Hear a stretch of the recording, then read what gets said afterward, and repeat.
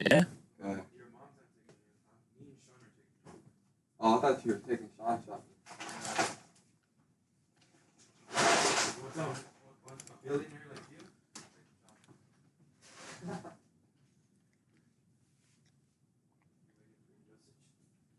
Did your mom answer? I think so. Did you eat your mama's chocolates? Mr. Michael? You ate all the good chocolates, huh?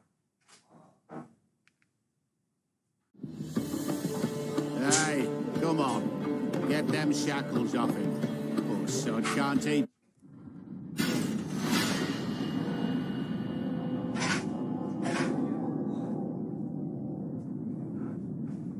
Enjoy.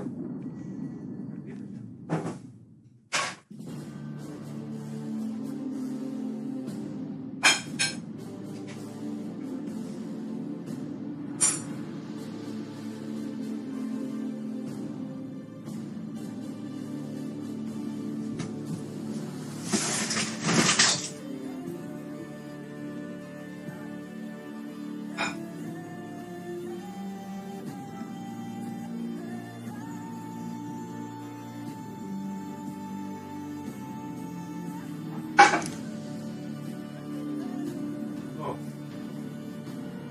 Michael, where'd you go? Michael Rashad Sims.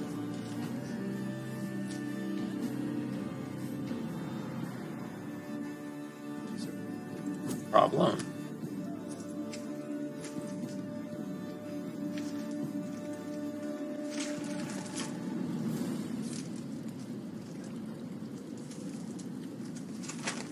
It's Saturday. I'm probably gonna be picked up today, I think. Yeah? Yeah. Ridgecrest, but I'll be back. Yeah. For Thanksgiving. Oh, you'll be back tomorrow then? Probably like Friday.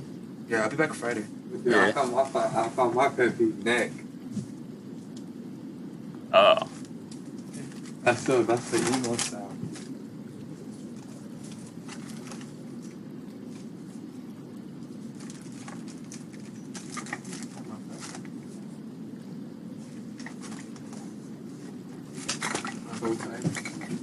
How dirty.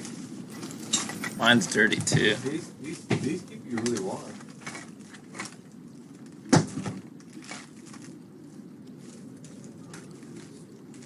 You guys don't have papers anymore. Oh. You didn't have some yesterday? Yeah. Yes or no?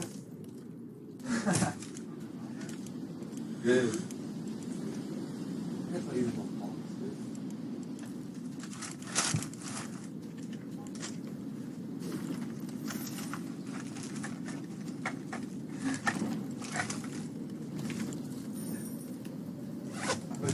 Yeah, I think. How about when you guys like? You got the lighters. I gave you one yesterday. Hey, this weed looks super tan. It is. Mom's hooking you up again. Michael, we gave you a lighter yesterday. Yeah, Sean has like 2 lighters. You got all my lighters. Like, on the floor. yeah, only one of those lighters works. I use one. The one that doesn't work. You gotta check if your lighter. Yeah, go find the lighters. I never have one. It's there. You had I it. gave you a white lighter. Oh. I gave you a white lighter yesterday. You got the white one and the red one. Just look for it, yeah. Yeah.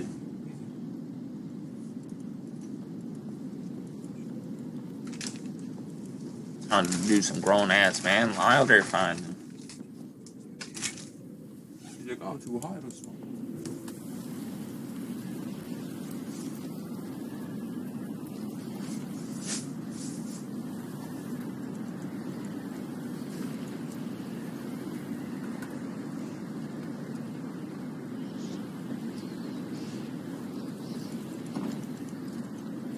Sims.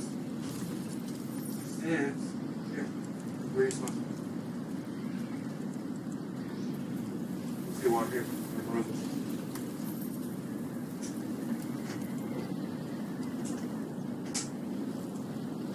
Mr.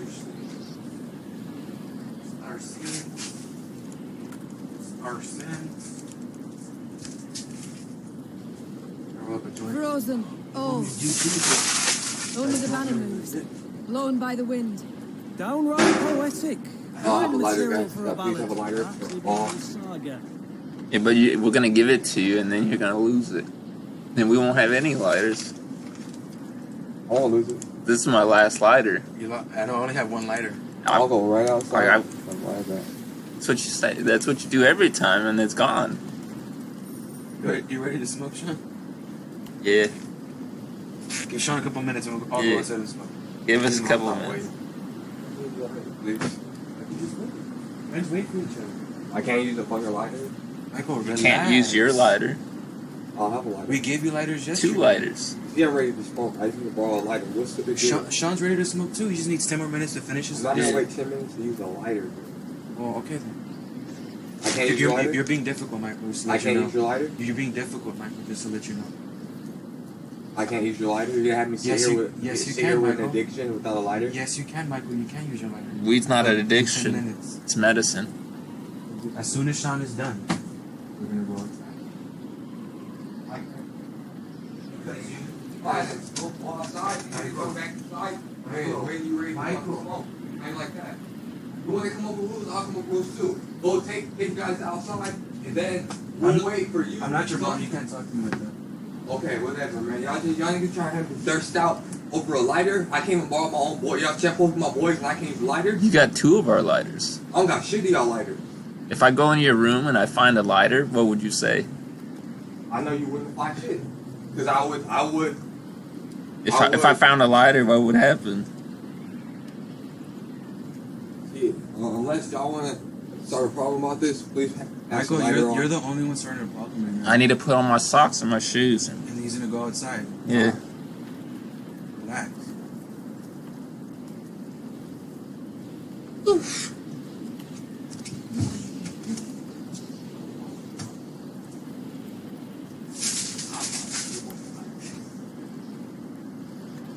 Which one do you have? The black one, right? Yeah. The red one don't work. No. It only works with my hand.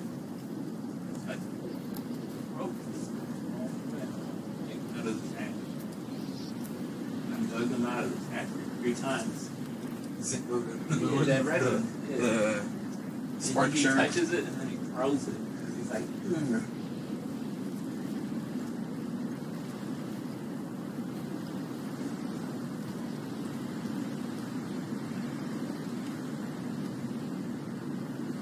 See, I'm putting my shoes on.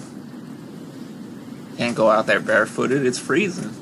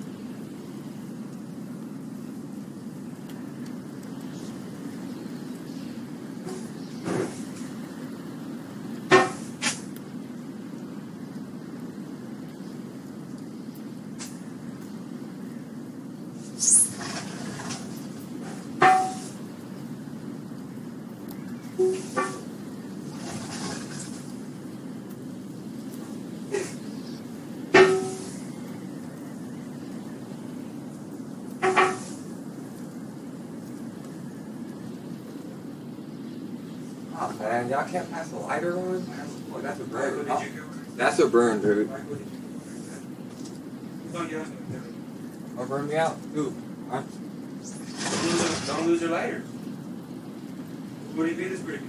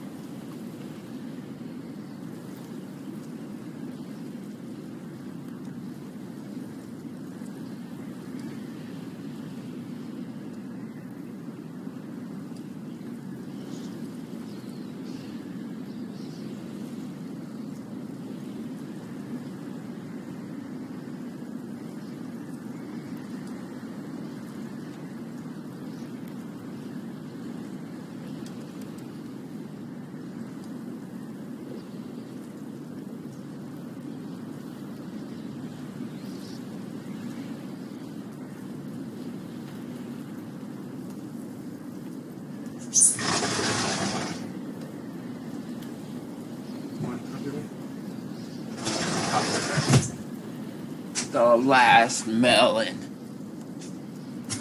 Now we're gonna. Did you let Sharon know you been? Yeah, I'll tell her today. I'll be back though. Yeah.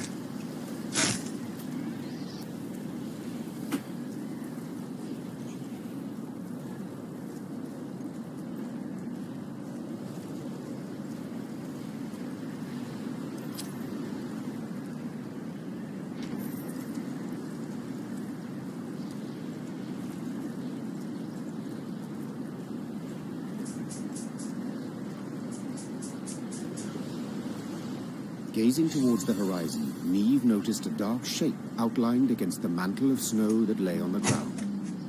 It proved a tower, toppled and broken in pieces. Around it lay the ruins of other buildings, blocks hewn out of basalt rock protruding from the permafrost. That'd be the Clan Vidmar ruins, said Gabor, hollering over the wind. rich ones. Had their clan seat here till earth tremors turned all into dust. Hundreds of dwarves lived here once, and now, not a living soul.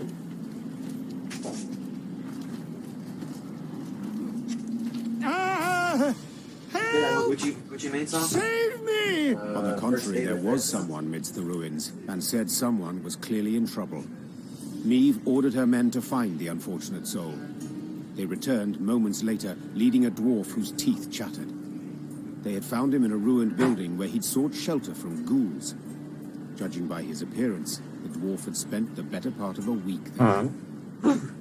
Marco Vidmar, they call me. He said, patting down unkempt hair that seemed to reach in all directions. I came here seeking a family heirloom, lost in the tremors and the chaos they caused. I ken the chamber where it ought to be, but, well, beasts made their lair there. I cannot drive them off on my own.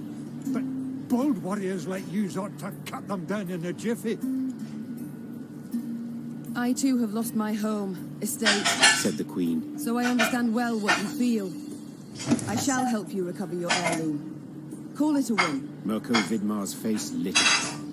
Though he'd spent a week besieged and eating stale biscuits, and though there was a hoarfrost in his beard, he quickly trotted to the front of the column and led the Lyrian soldiers to the underground chamber. As promised, beasts appeared.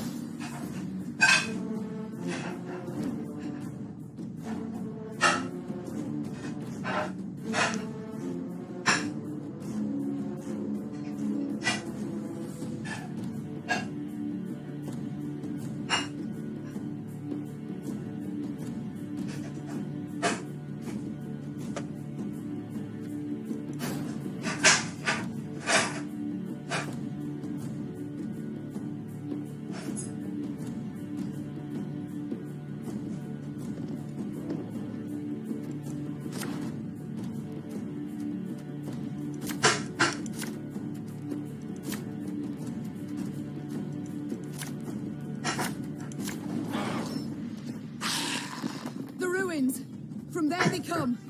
Drive them back!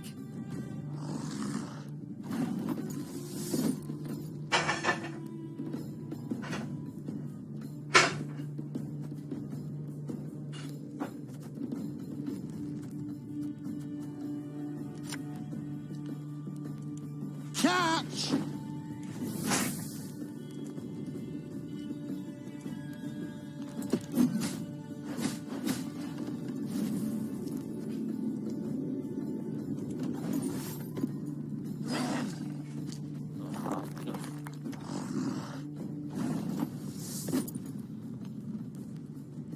They have a snuggie.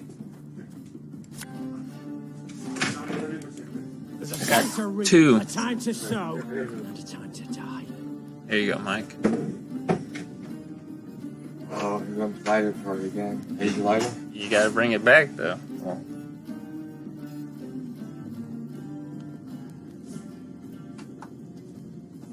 We're still missing the other ones. Keep an eye out for them.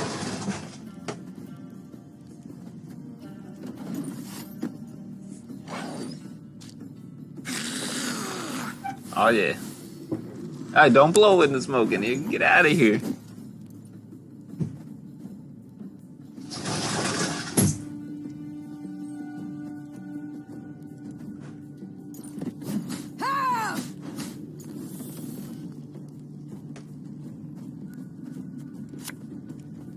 bigger they are, easier they are to target.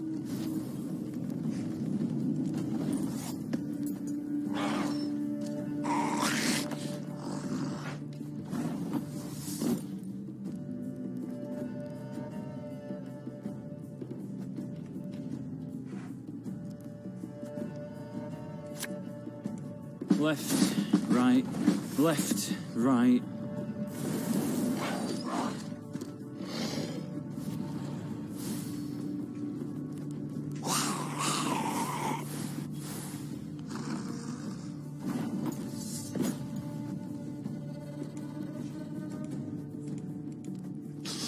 I smell a leak. Yeah, he came in, he blew it, and then he was like, yeah.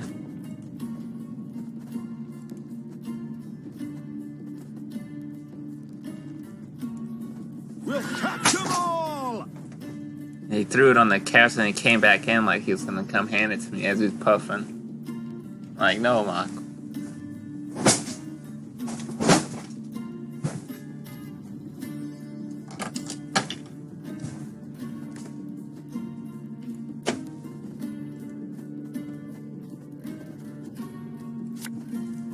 Ours is not to reason why. They weren't talking. I don't know.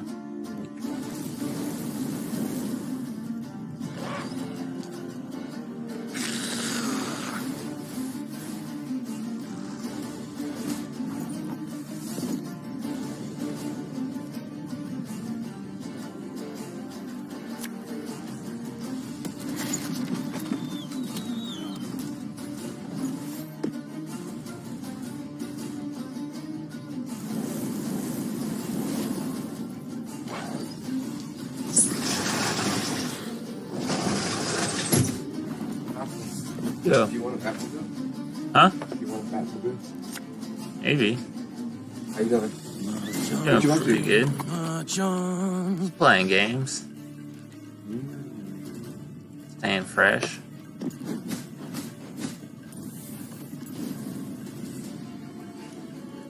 For the Queen!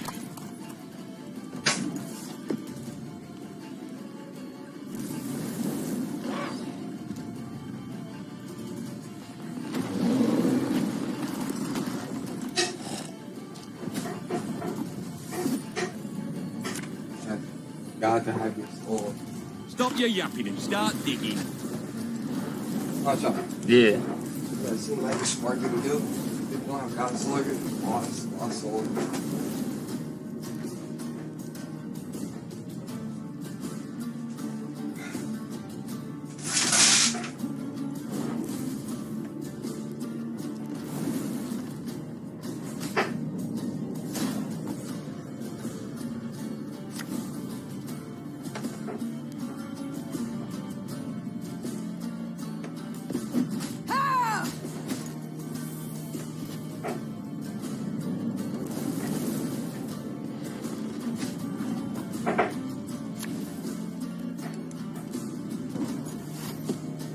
Let's get a move on before any others show up.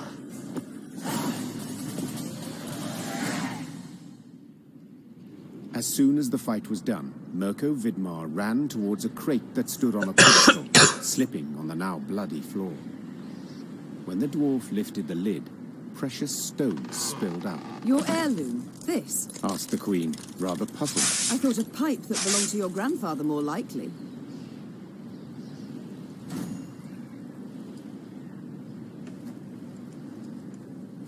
Seems to me Brother Mirko was the wholly candid with us. Huh?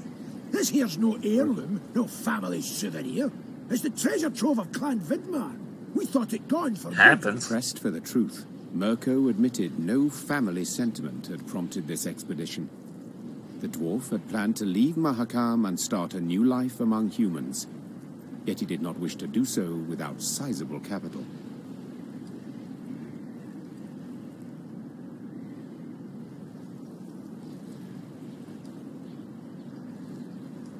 I can't stand to stay here a moment longer. The days, all of them, they're identical. Rise with the first cockscrow, march in double file to the latrine, crap on command, 12 hours down the shaft and home to sleep. Mirko complained. Want a wifey? Put in an application in triplicate. Care to snip your beard? Elders got to approve it. You want to add buttermilk, not cream, to your mushroom soup? Clan council's got to debate it.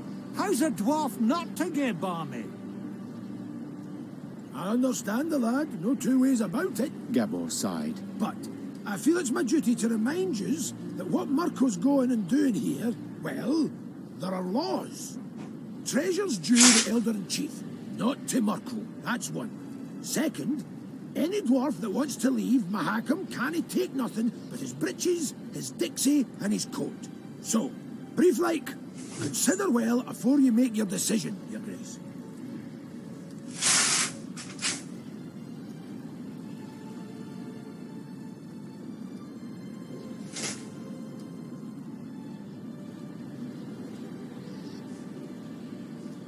I sympathise, Mirko, Said Neve. but I'm a crowned head. I must decline.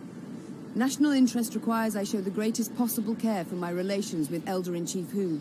Yet in aiding you, I could sour those greatly. I shall return the treasure to him, I must. While you do what you will. Mirko Vidmar swore under his breath, then jostled his way through the Lyrian infantry and into...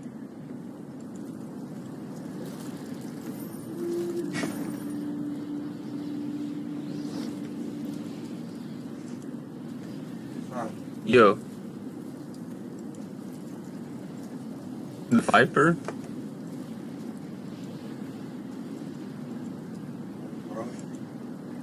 Yeah. The Lyrians rode a narrow, winding path along the rocky ridge. To one side were ice-covered boulders, to the other, a chasm hundreds of feet deep. They could have at least erected some barriers. Complained Gascon, knocking snow from his cap. Got plans for that.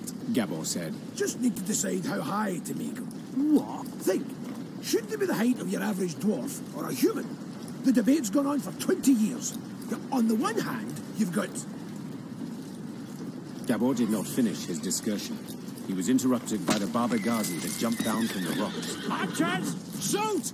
Aim for underbelly! Neve's soldiers made quick work of the low monster. But the sound of battle spooked the horses harnessed to one of the wagons. Whoa there! Whoa, damn it! The driver tried to rein in the animals, but could not. They dragged him into the chasm along with his cart and the soldiers riding it. They landed a few dozen feet below on a rocky outcropping. A moment later, Baba Ghazi's swarm... Did you see how they fared? Anyone left alive? Asked Neve, leaning over the cliff edge. Worry more about their cargo. Gascon replied. They were also carrying chests of gold. Blast. We can't get down there. Too steep and the snow keeps falling. We can lower ourselves down a line. But without armor, shields, or heavy weapons, otherwise it will snap. And the Baba Gazis? The Queen said, brow raised. We shan't kill them with daggers. They're too... You only live once. Neve sighed. Gascon, round up some volunteers and let us move out. Moments later, the Queen was lowering herself down a line straight toward...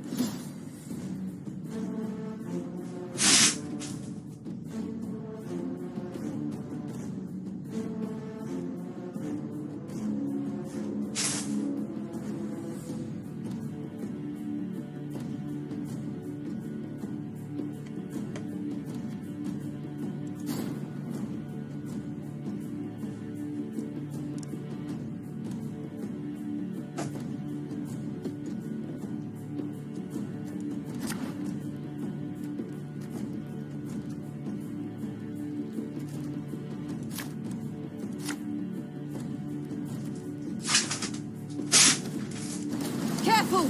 No one try to be a hero!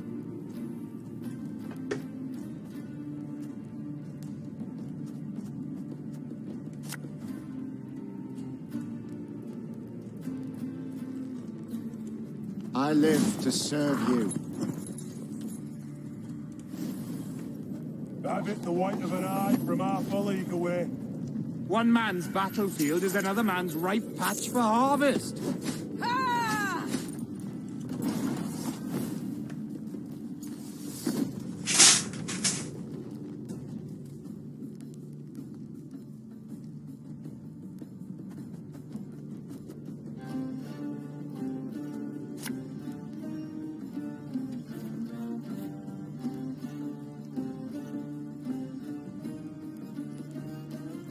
Army's a waste of time for one like me.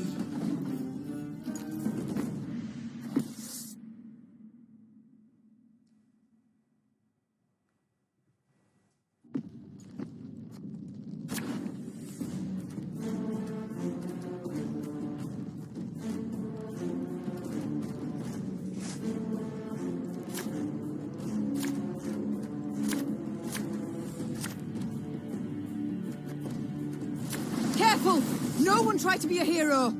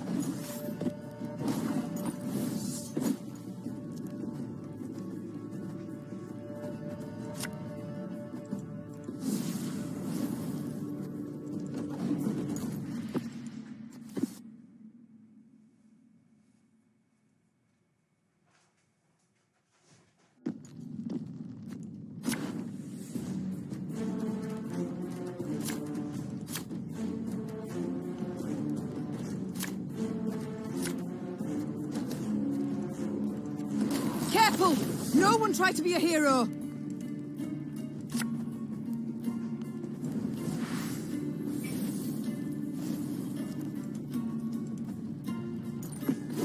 Ah!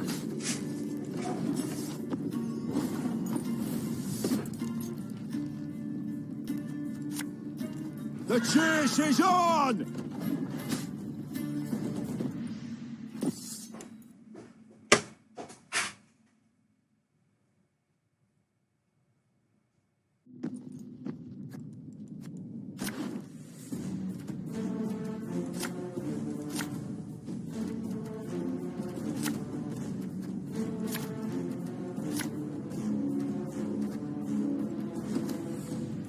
Careful!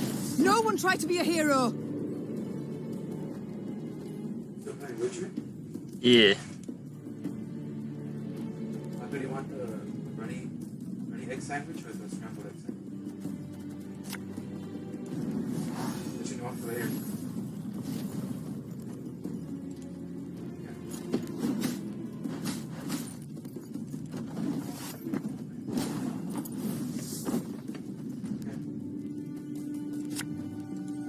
Watch your heads!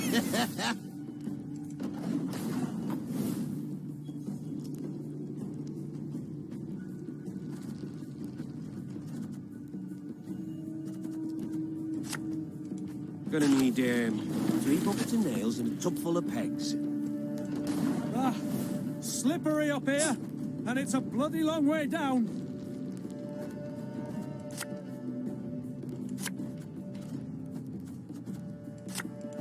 Army's a waste of time for one like me.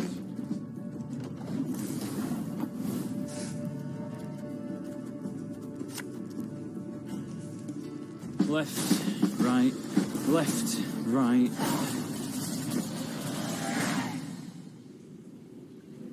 Bereft of sword and shield, Niamh could not withstand a single blow. She thus danced atop the frozen snow, deftly dodging the Barbegazi's lightning-fast strikes, while delivering but a few well-aimed hits of her own, to their eyes, ears, and gaping jaws. When the last monster fell lifeless to the ground, Niamh walked up to the shattered wagon. The soldiers it had carried were bruised, frostbitten, but alive. Your Grace, we were sure you'd leave us. A good ruler never abandons her folk. Nor her goal. Gascon interjected, while securing a rope to a chest. Soon enough, all were safely back on the path. The admiration Niamh saw in her soldiers' eyes was in itself sufficient reward for her difficult battle.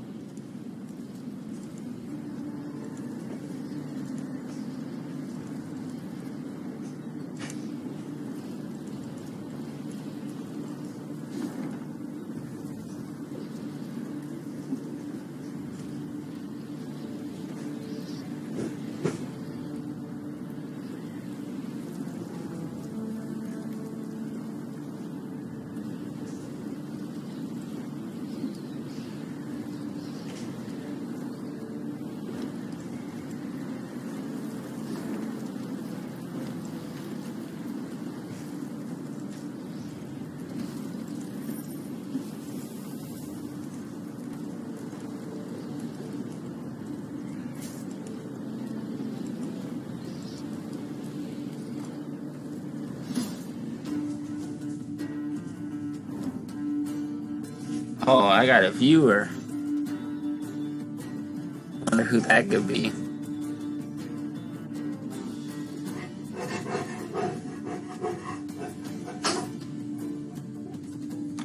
Huh.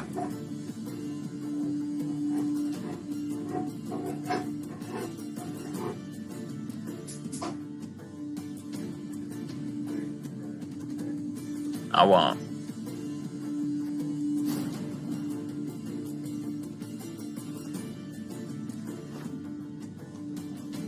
I feel it.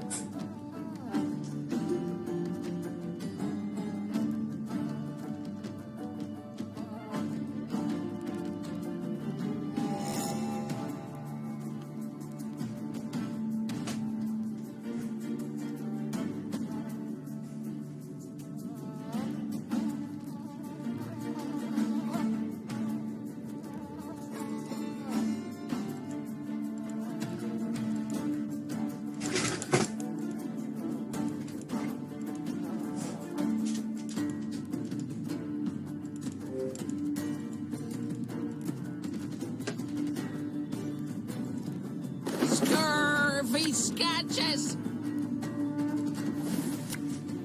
Oh, I'm playing Hearthstone. And Gwent. I got 2 mana cards now.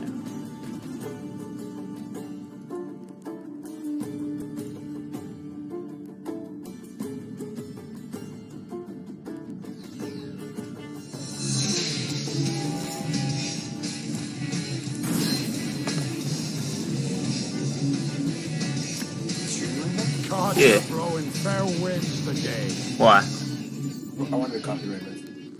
That's fine. Doesn't matter to me. I just mute it.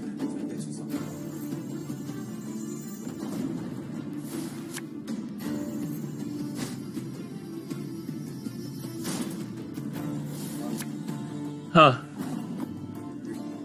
Nah.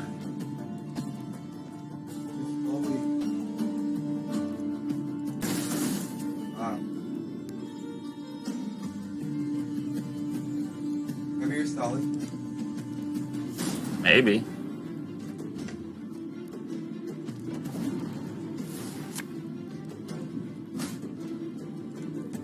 Oh, fairly good amount. Oh no.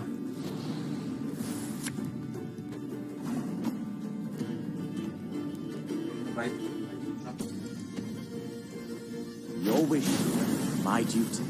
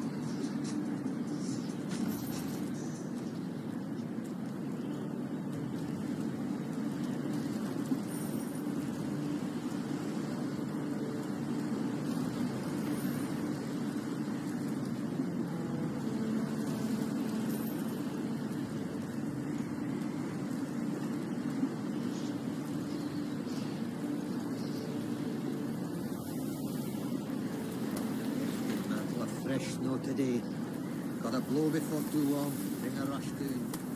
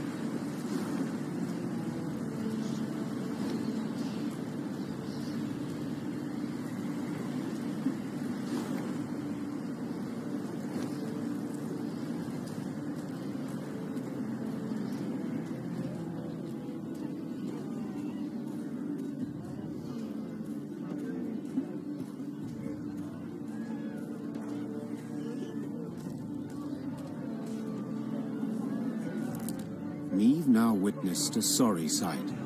A mass funeral for miners killed due to a tragic convergence of events. Their lead caskets lay upon the snow, wreaths of hop cones laid upon them in turn. The mourners waited for the diggers to finish. The digging was tough, for the ground was frozen. As the crunch and thud of picks and shovels continued, the dead miner's foreman scrambled onto a boulder to make a speech. Angry shouts and loud booing stopped him. You knew it! You knew they'd smelled vapors, but you ordered them to keep digging till it blew up in their faces! Make the daily quota whatever the cost, eh? You've blood on your nuts, whoreson! A mourner then picked up a chunk of frozen ground and threw it at the foreman. Blood spurted from the gash that appeared on his forehead. The first dirt chunk was followed by another, then by a rock, a brick.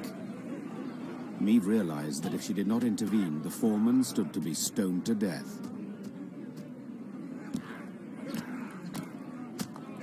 Something had to be done quickly. Neve saw this clearly.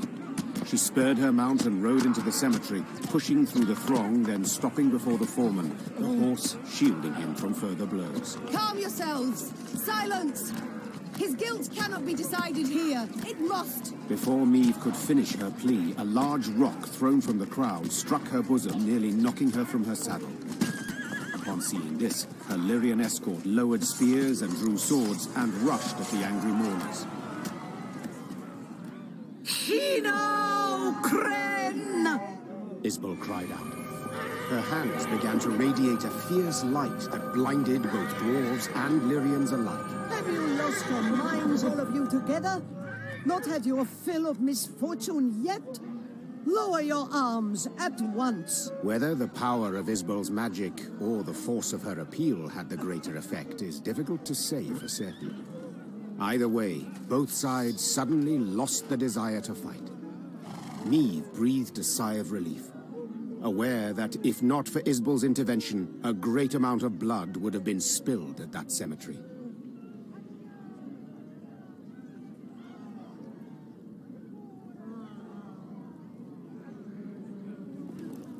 Knew there'd be a stink cause of this.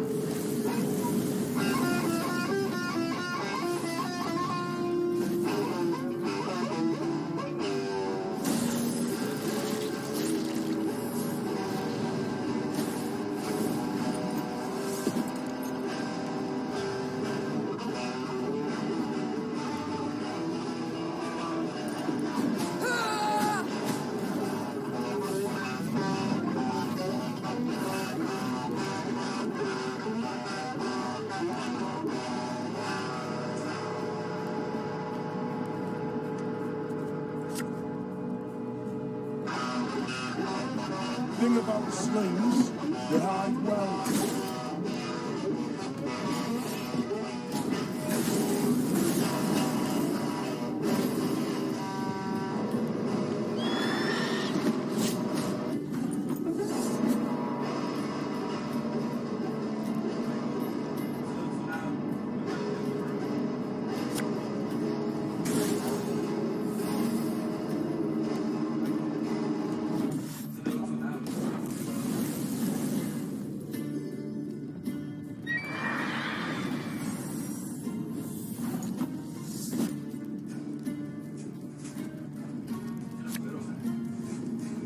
When will you ever learn?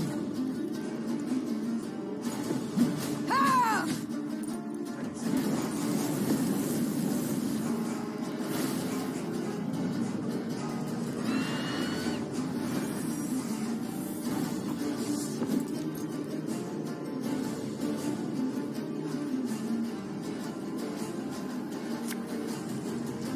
Can't take it anymore.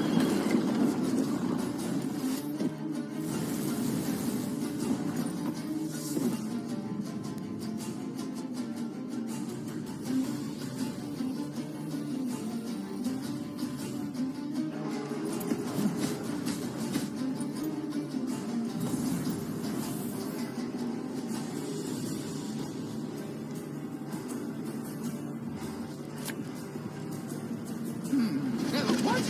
Oh, yes, I'm on it.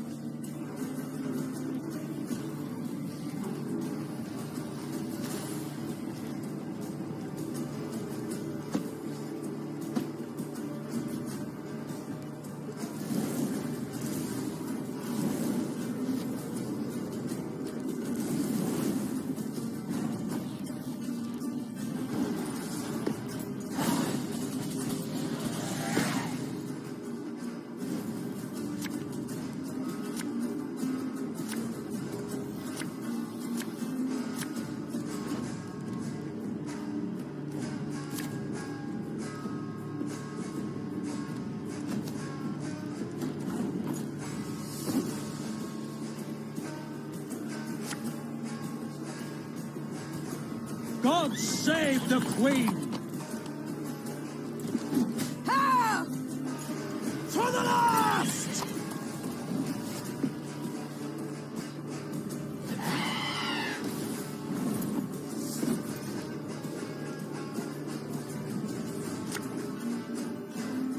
Yeah, yeah!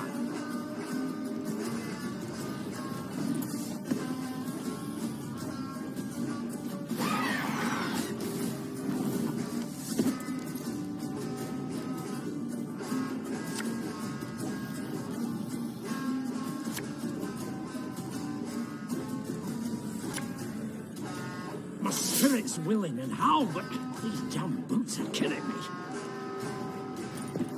Ah! Yeah! March on, march on.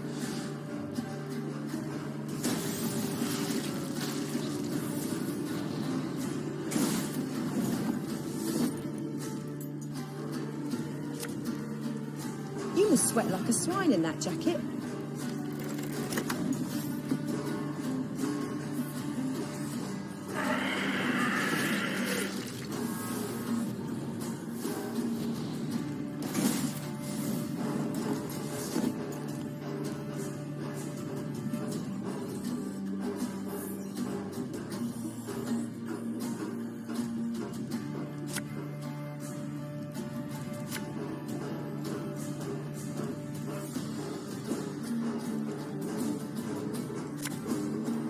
Gonna need 3 buckets of nails and a tub full of pegs.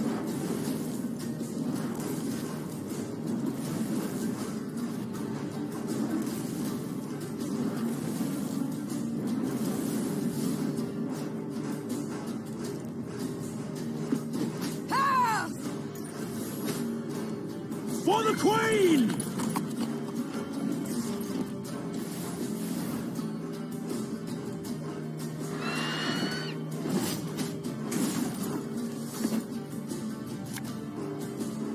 Ours is not to reason why.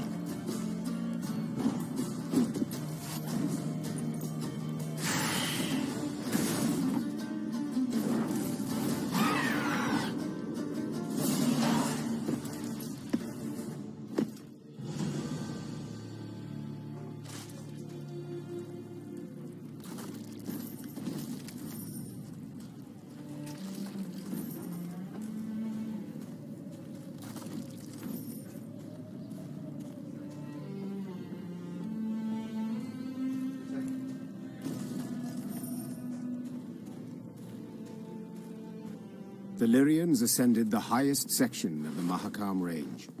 Snow crunched under their boots, cold air stung their lungs, and the wind snapped at their cloaks. Meve wiped sweat from her brow and turned to Reynard. There! By the rocks! We shall...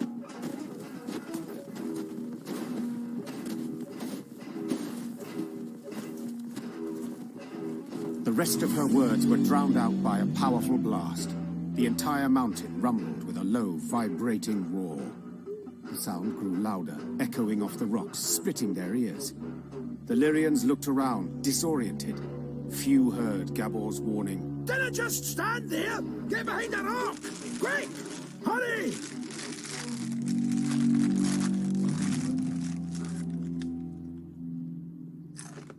Meve followed the dwarf's gaze and cried out in terror.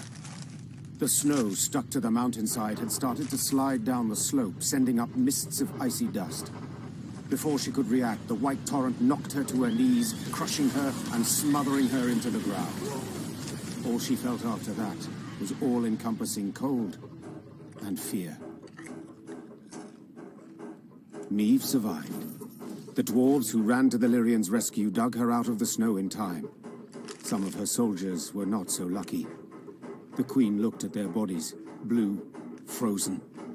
Next to them lay dead horses, demolished wagons. The losses were enormous. Meve wiped her cheek. Her tears burned her frozen skin. Gabor spoke a while with the leader of the Mahakam Guard Patrol that had come to their rescue. His face was dour. What? What have you learned? I'll tell you all in good time. First, you need a warm drink, good victuals. No, Gabor. I need to find out what in blazes happened here. Well, it was an avalanche. Of course it was an avalanche. I'm no fool. But what caused it? What was that noise? Signal horns. Ours. So you brought this snow down on us? Dwarves! Well, aye, but, unawares.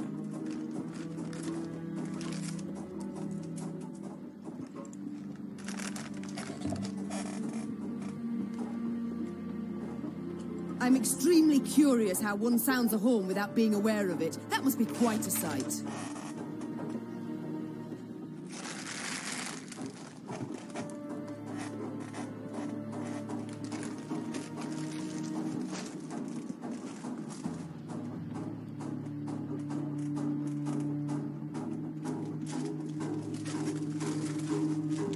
Meve, let me explain.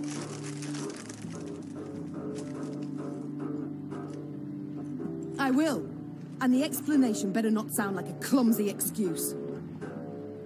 See, we clean our mount regularly. The way men folk shovel snow off their roofs. Otherwise, the whole shebang would come tumbling down on our heads. When snow's gathered deep enough, we blast our horns to cause a controlled avalanche. Then we need to, but sweep up a wee bit and the road's safe. All well and good, but why did you decide to clean up right as I was passing through? Wondering that myself. Schedule says next cleaning should have been a week from now. But someone asked the route to be cleared earlier. Who? Meve, I'll tell you. But first, promise... Who? Hey. Owain ep Clenvok, the Nilfgaardian emissary. Think it were meant as revenge for attacking their caravan. The bastard. Reynard. Wait! Wait! I understand you're a wee bit upset. You've every right. You'll never prove Owain meant you harm.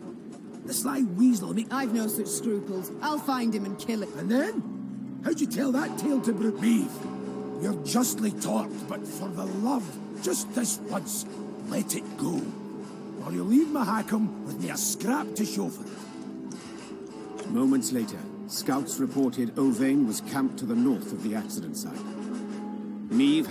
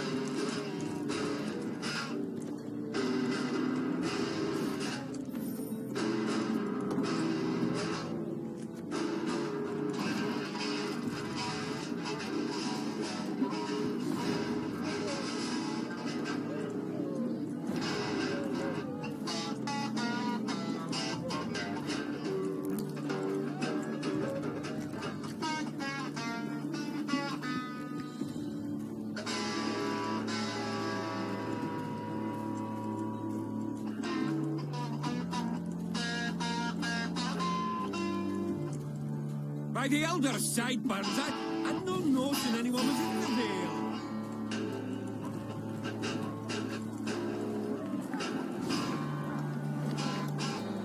"The hell, Eddie," whispered one of the scouts. Left of the path. Neve squinted. The Nilfgaardians had taken shelter from the falling snow under a rocky outcropping. The smell of roasting meat wafted from their campfire, and Neve's gaze caught something else. A metal container into which the Nilfgaardians tossed bones once they'd been gnawed clean. It looked strangely familiar. Only after a moment... Neve, asking you last time, keep a cool head, whispered Gamble. You want vengeance? I get it. But think of the cost. If so much as a hair gets plucked from Ovain's head, Bruger will never forgive you, and you can kiss any hope of aid goodbye. Silence followed. Await my signal. The Queen stepped out from behind the rocks, put a hand to her mouth, and yelled, Ovain! Ovain at Clenbog! All laughter stopped in the Nilfgaardian camp. Moments later, a sumptuously dressed man stepped in front of the Queen. My condolences. That avalanche. Neve leapt towards the emissary, placed two hands on his neck, and hurled him into a rock with all her might. The Nilfgaardian's head slammed against the stone, and his skull crumpled with a sickening crack.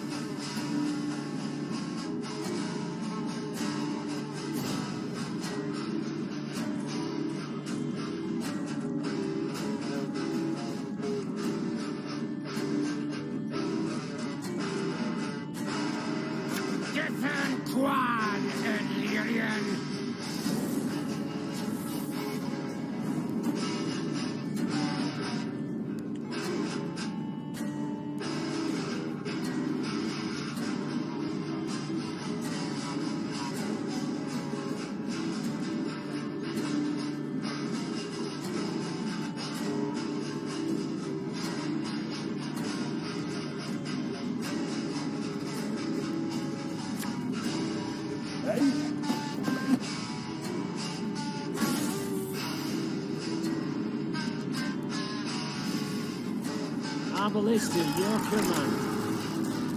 Ever have a storm knock out one of your teeth?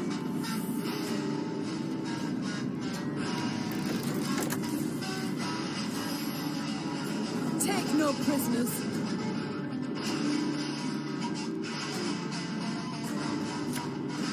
Armor won't serve.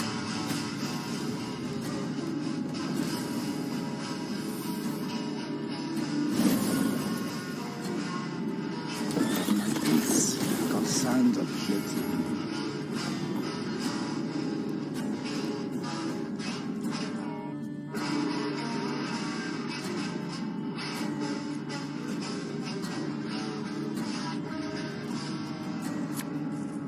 Oh, million lummoxes.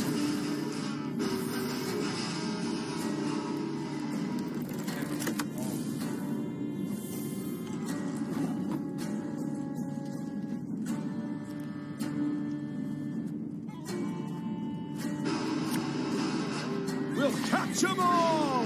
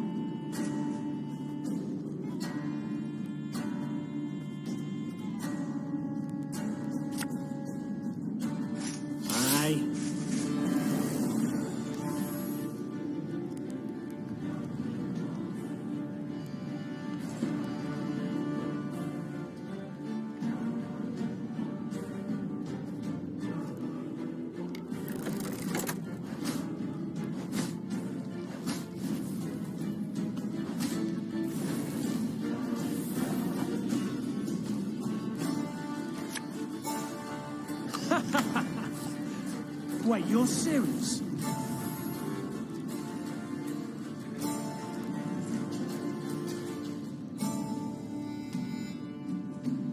That was not in the spellbooks.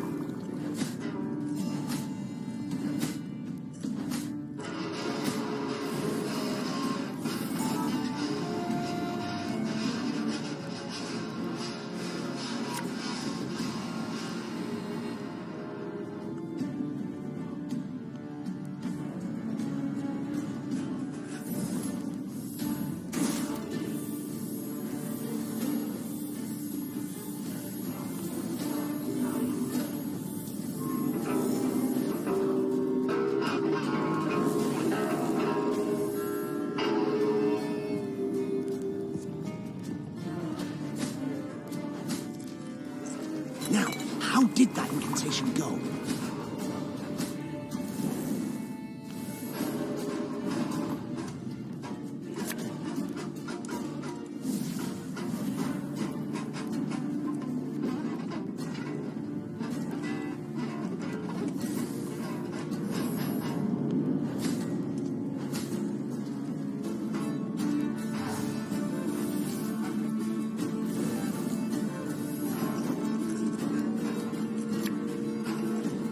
Her Majesty is exceptional.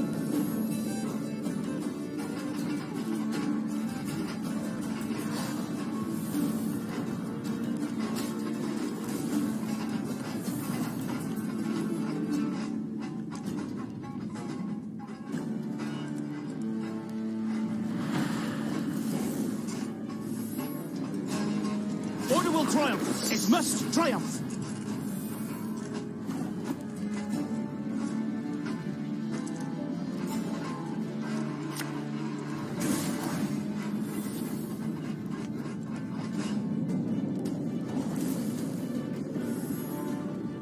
Praise be to the great sun!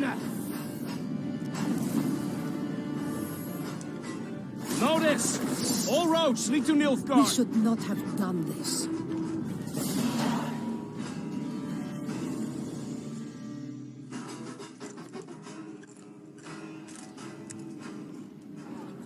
Niamh showed no mercy for the Nilfgaardians in Ove Nepklenvog's camp. All would share their leader's fate. And the dwarves? As predicted, they were outraged by Niamh's open attack on the Nilfgaardian emissary.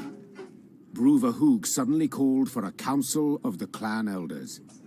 They debated what to do with the Lyrians for a long time.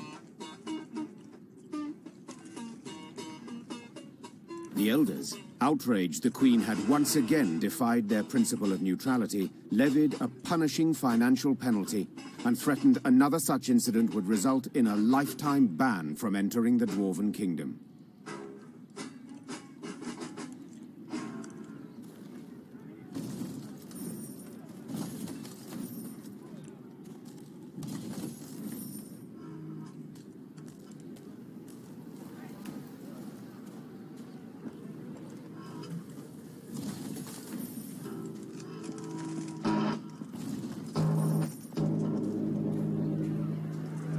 While passing the mining settlement of Kolstock, Niamh heard the sounds of battle. Hey-ho! Into the Expecting she would see monsters swarming dwarves, the queen set off at a gallop to the rescue.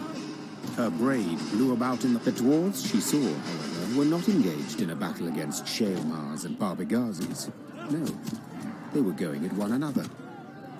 Luckily, no weapons had yet been drawn, but given the dwarves have hands the size of bread loaves, this did not necessarily mean there would be no deaths. Oi, lads! Roared Gabor Zigrin. What's this foolishness? Calm the hell down, damn it! Gabor's intervention proved successful. The dwarves limited themselves to verbal jousting. Meave, who was no stranger to Barra, piecing together the obscenities, Meave concluded they were debating an...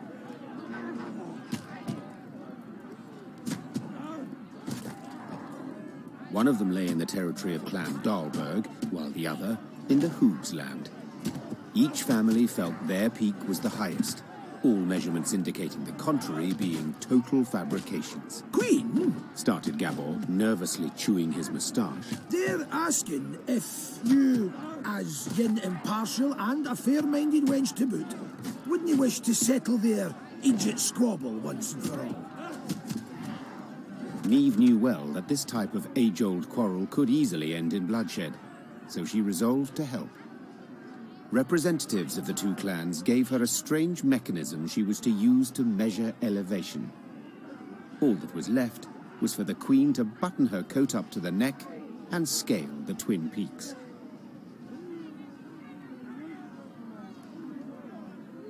Time to end this delicate feud. One...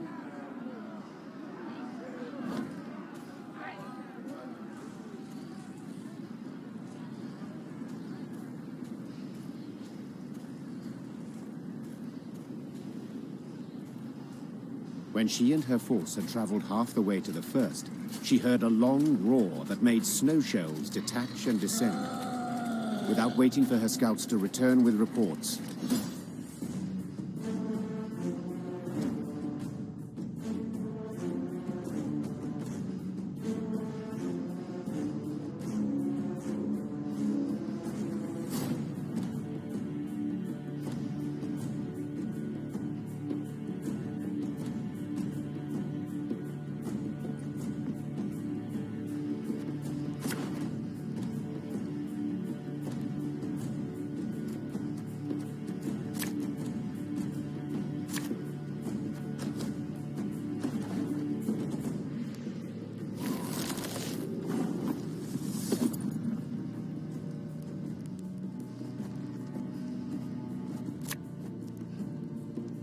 Yes?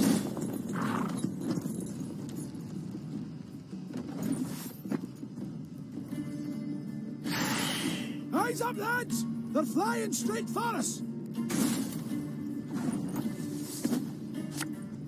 Armor won't save them.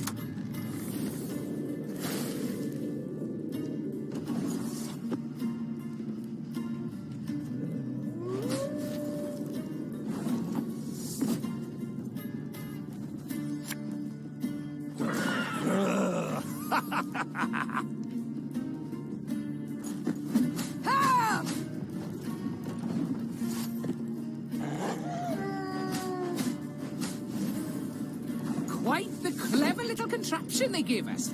Work of a gnome, of course.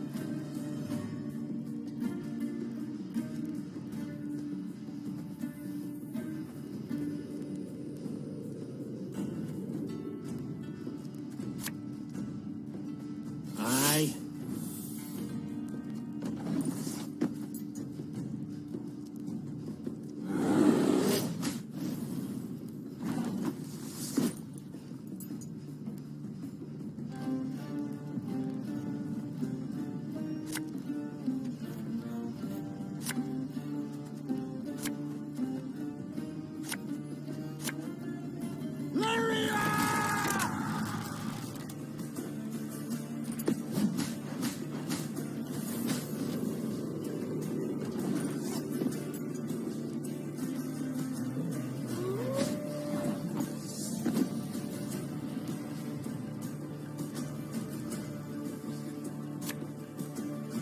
Feel any burning? See a local healer or wise woman.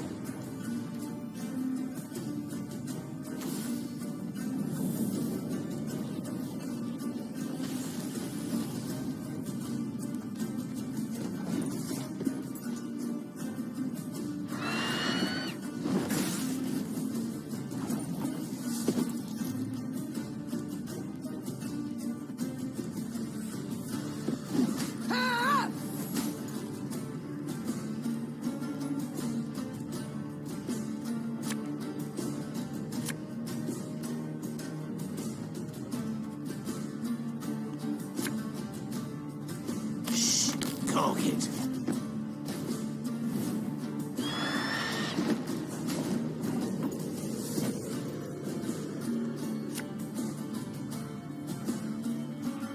Fishing in the moat? Oh, dead.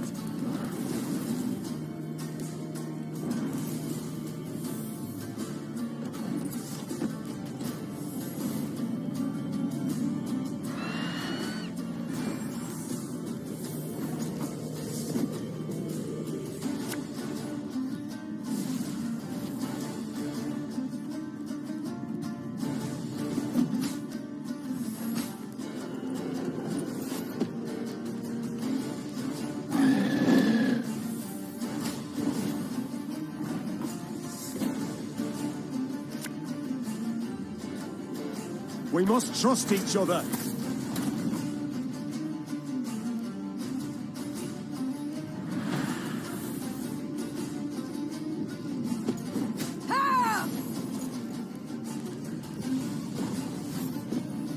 Take those measurements and let's be gone from this place.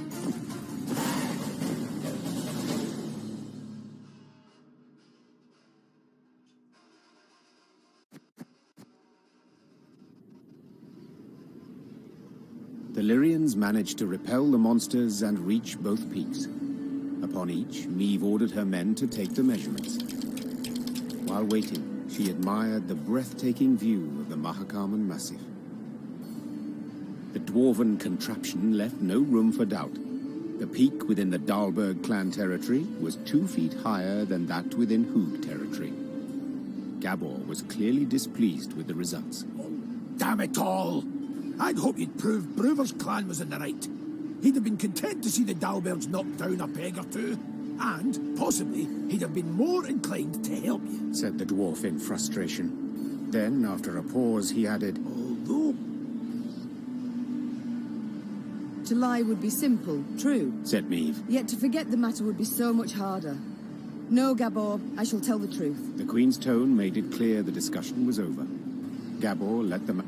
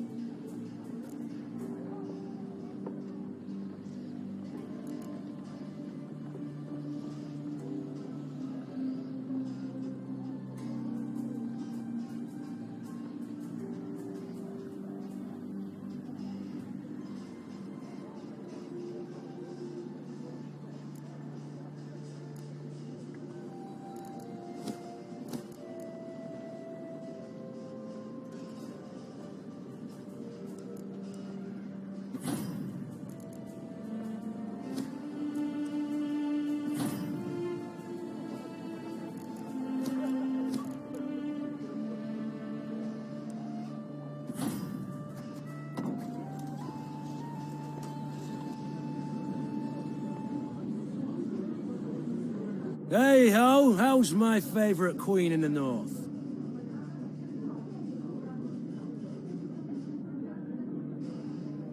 You and Reynard, do you get along? Like a cat and a hound. Get it? Because they call me. Yes, yes, your jests are easily understood. Far more difficult to enjoy. That's probably true, in your royal high and mightiness's case. Will you answer my question? We get along because we must. Though it'd be far easier if he pulled the lance from his arse. Haven't heard a truer word in a long while. What was that? Nothing, nothing. It's time I attended to other matters. Farewell.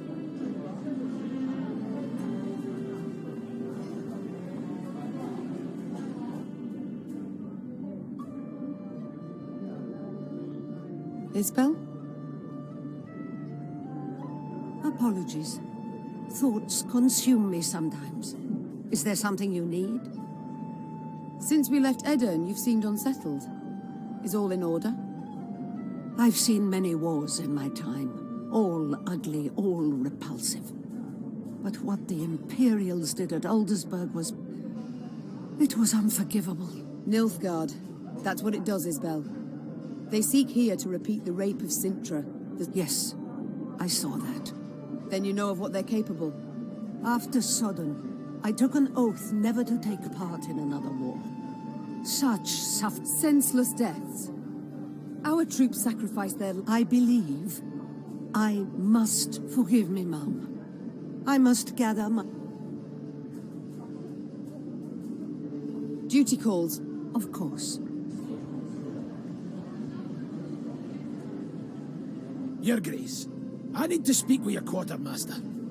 Excuse my Elvish, but I can't drink that goat's piss he serves in the mess. Reynard's doing, no doubt. He doesn't like the men to drink too much. To be blunt, ma'am, what Reynard himself needs is to get good and bloated for once in his stiff life. So, I have a proposal for you. A shipment of the best dwarven mead and lager. I can arrange for you to arrive. Trust me, the men's morale's nae like to be a problem. Stiff or no, Reynard's right on this one. An army of sots will do me no good at all. Your cab. We shall return to this conversation. No skin off my back.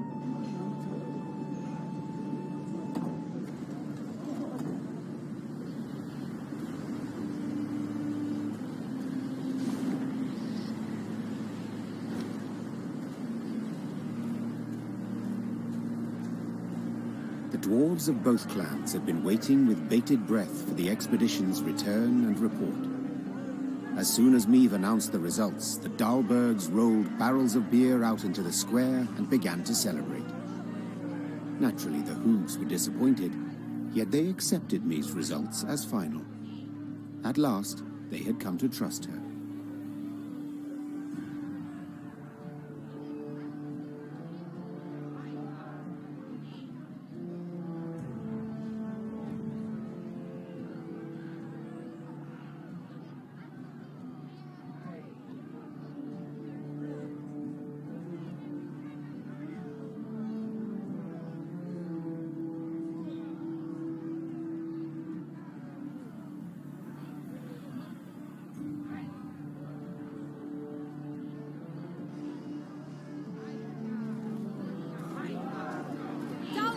The dwarves we need, every hoog's a dunderheed.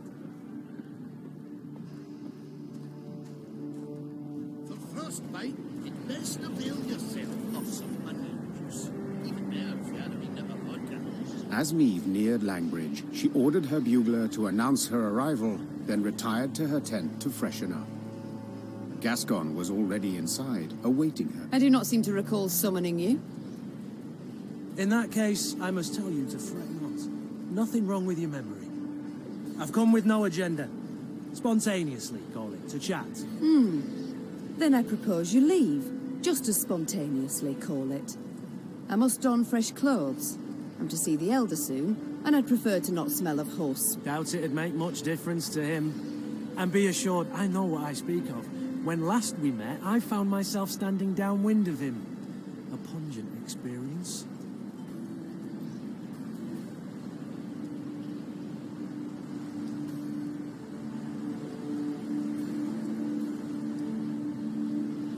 Hugh was saved the experience of his breath.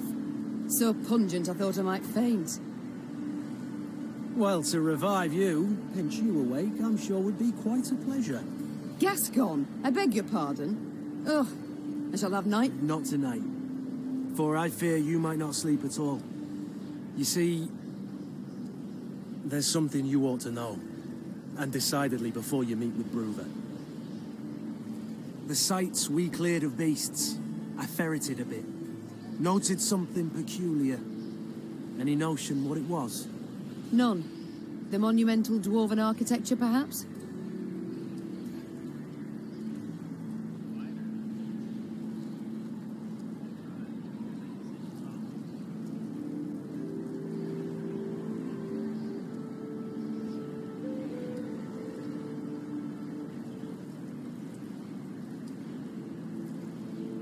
Bones, my dear Meave. Dwarven bones.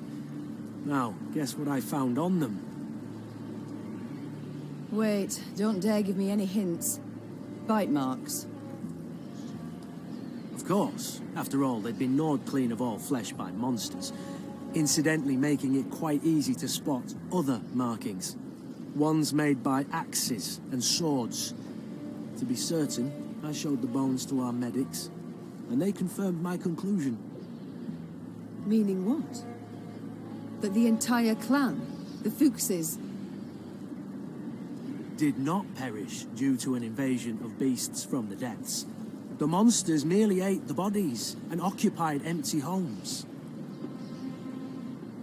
Now, I shared my discovery with Gabor, and guess what he did? He panicked. He started to squirm, babble nonsense. I wager my right arm he's hiding something.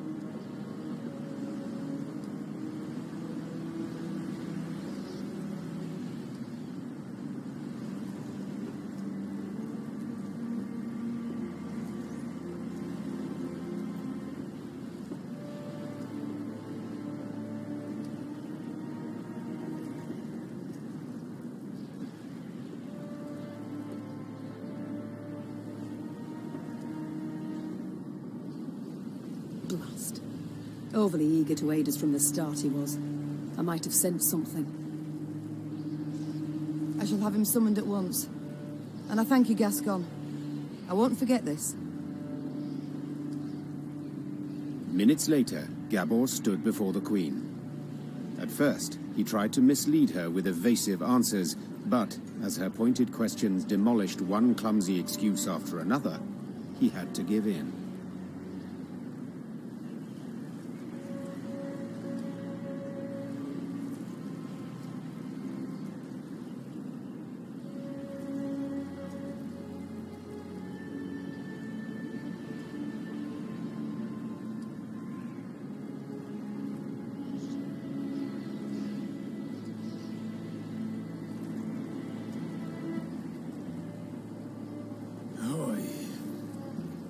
As King Desmond said after a hefty squirt in his hose, we can't sweep this under the rug.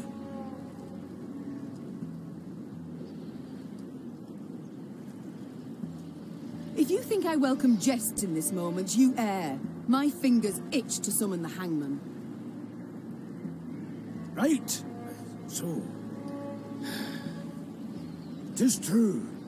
I misled you. On our clan elder's orders, supposed to make sure you destroyed Burr's Rump and Davor's Abyss thoroughly enough to leave nae a trace. What? Why? What did they wish to hide? They was home to the Fuchses, our mortal enemies. They'd been a-boiling our hindies for ages, thumbing their noses, taking what they want, when they want, and the Elder-in-Chief didn't gie a ploughing whit. So to stop them, our clan, we did the unpardonable. The Ziggurat elders saw their chance and they... Gods. So you were responsible for the deaths of all those dwarves? Me? I didn't raise a finger. Tried to stop them, in fact.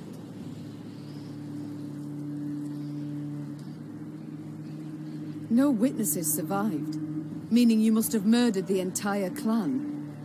How? Queen, you sure you... I am. And you should be sure to answer in full, omitting no detail. I smell a purging.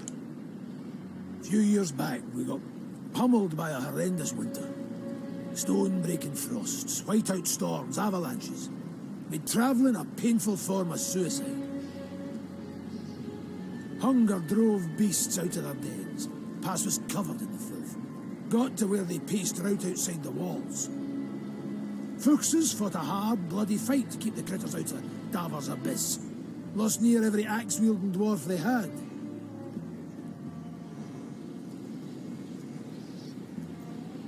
Only survivors had to winter at Burr's Rump. Our elders felt such an opportunity wouldn't knock again.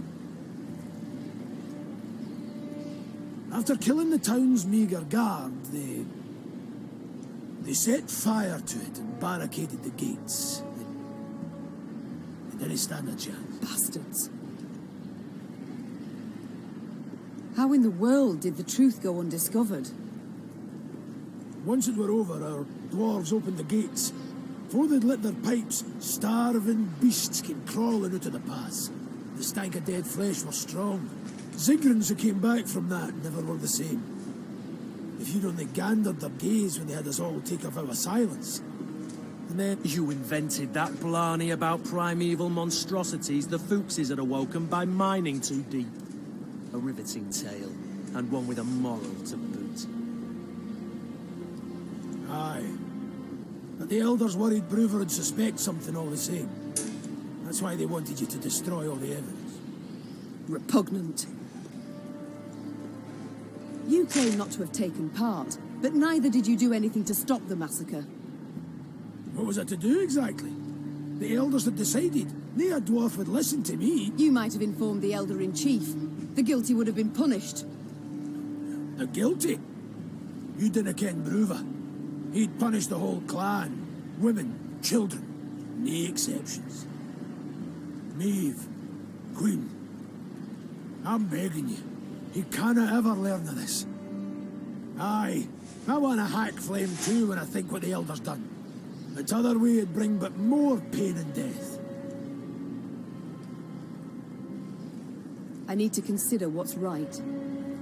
Meanwhile, Gascon, make sure Gabor remains our guest. Of course. I'll let you know if he so much as rolls his eyes to... Oh. Treachery. They sent us to go clear out these monster dens and seal the entrances, but it turns out the dwarves were the ones who murdered them. And they're having us clean up their dirty work. And we're Brewer stood by the bridge of this chapter. Arms crossed, eyes squinting. Maeve sighed inside. She stood little chance of having a pleasant chat. Oh. Elder-in-Chief, sir. There's the guy who killed them all. No shouting and pressing here, lass. Little ass savage. Always out to fix things, always end up fucking them up. You think you're due glory, do you? Monster slayer Maeve, patroness of dwarves, blast it. What do you think? Why didn't I exterminate those beasts myself, eh? Go on, tell me. For you. For I didn't want to. For something didn't fit, damn it. So I resolved to not destroy their nests and evidence till I learned the truth of who done it. Postponed it all those years expressly. Though your subjects were dying. I didn't need no lectures from the likes of you. Justice must be served. That's worth any price. And I was close. Had lead, and now it's all gone to hell. You flooded Devor's abyss. You brought Burrow's rump down on itself. And I'll never ken who killed the Fuchses. Understand? I would not be so sure. Sure of bloody what? That you shall never learn the truth. For I learnt it just moments ago. 'Twas the Zigrins who killed the Fuchses. The Zigrins? But... oh, Lord. Aye, explain a lot, that. Ah, the snakes! Worm! All right. Got to admit you've more in that pretty head of yours than I expected. But dinna you start thinking we'll be toast. You want our aid? You'll have to answer our questions. My questions. Lots of them. And they're all hard, so dinna you go smiling at me yet. Why, I wouldn't dare. Better not. Right. Time we moved on. Brewer set off at a brisk pace, paying Maeve nor anyone else heed. The Elder's bodyguards rushed after him, then came the Lyrian force, and at its end trudged Gabor Zigrin, hands and feet in shackles. Oh.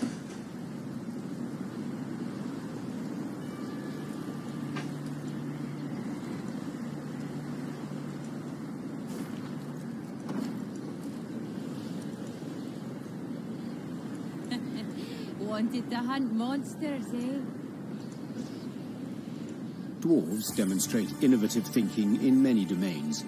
Metallurgy, engineering, architecture. Yet there is one in which they could not be bothered. Naming. For this reason, the bridge that linked the Mahakam Pass with Mount Carbon was simply named Langbridge. Neve learned it was a thoroughly fitting name. Having stopped for a breath halfway across the road suspended over a deep chasm, the Queen could see neither end of the bridge, both concealed by thick clouds. Amazing, whispered the Queen. I feel as though we traversed the very sky. The Queen and her retinue were nearing Mount Carbon when Neve heard a cry. It was Xavier. Hold! Hold! Neve drew in her reins abruptly. Her mare neighed and reared, lifting the Queen above her formation of men. From that height, she saw the last pier of the bridge crumbling. The dwarves at the head of the procession were unable to stop in time and plummeted, screaming into the abyss. What's the meaning of this, gods damn it? Bruva roared. Fetch the engineers! Now! The Queen was striving to calm her spooked mount when she sensed something swish past her ear. Out of nowhere, a Scoia'tael band had appeared at the rear of the column. Before anyone could react, elven archers had felled the rear guard. The soldiers lay on the bridge's stone surface with arrows in their backs. Neve was trapped. In one direction lay the chasm, in the other, a fierce foe. She hadn't...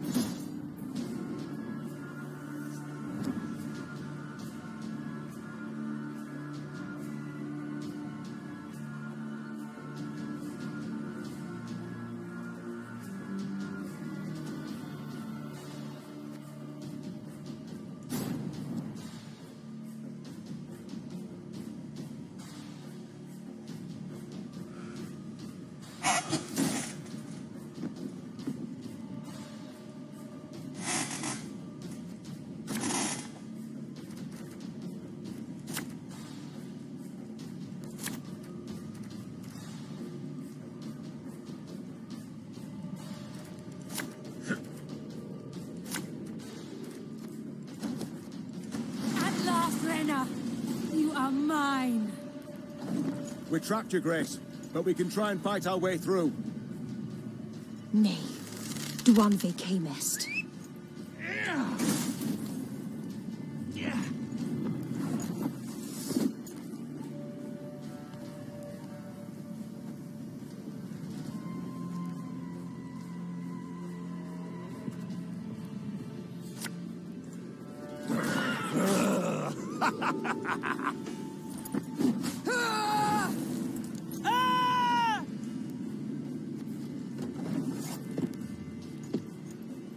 Got business for me?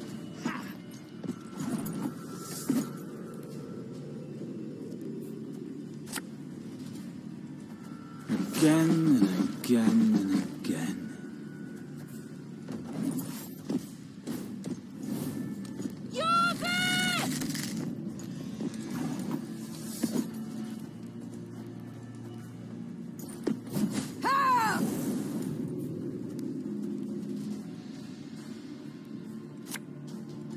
Oh, Lyrian lummoxes.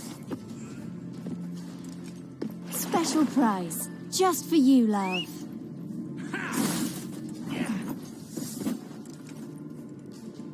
Mahjong, mahjong. Aye.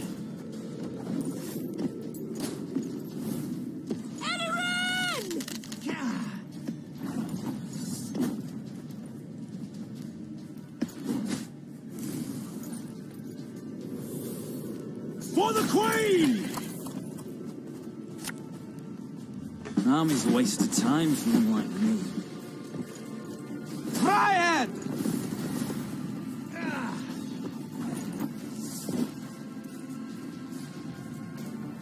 Think you poor bags can do whatever the devils you please? This is Mahakam!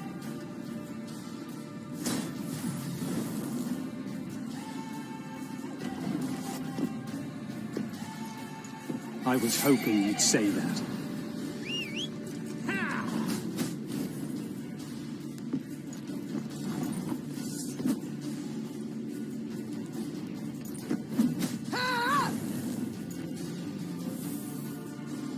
God save the Queen!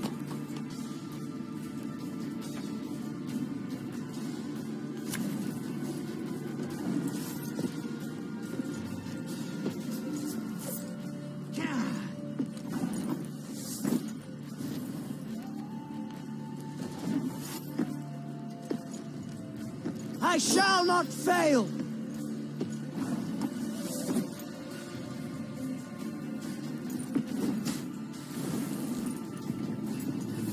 Yeah.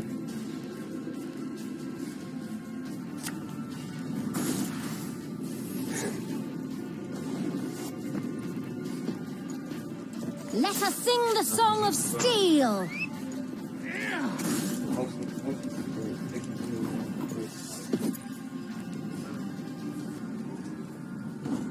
Blood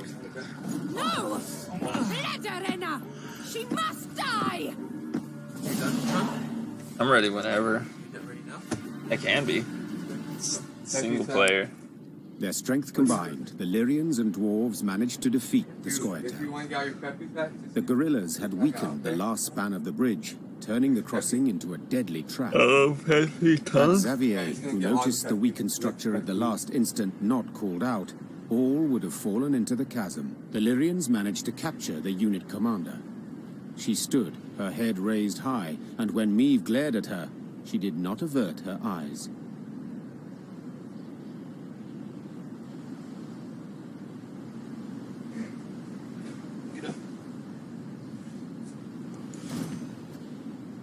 What is your name, elf?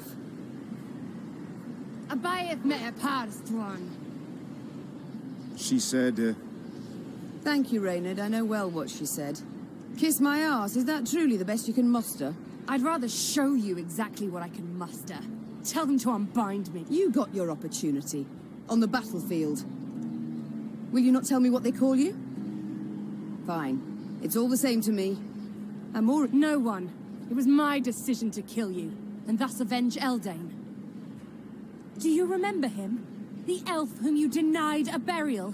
Whom you left in an open field to rot? You've elven blood on your hands. The blood of the elves of the Moulderwood.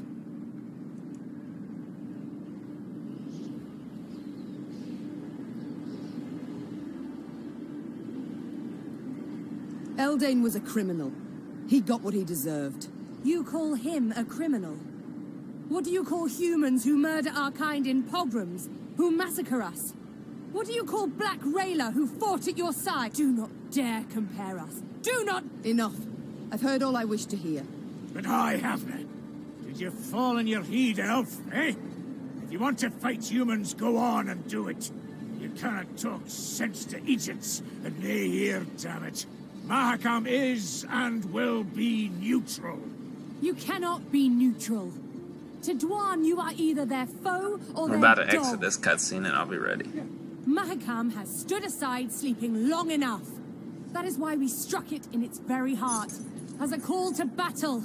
A call to brethren whom you, Elder, have kept from the world too long. I have kept him away. I've been bloody right to do so. You want to play at war, you numpties? You want to force the Pontar to flow upstream? Gang right ahead. Good riddance, I say. Gan kill, gan die if you fancy. But God's damn it, leave us alone. Yeah, I should kill you.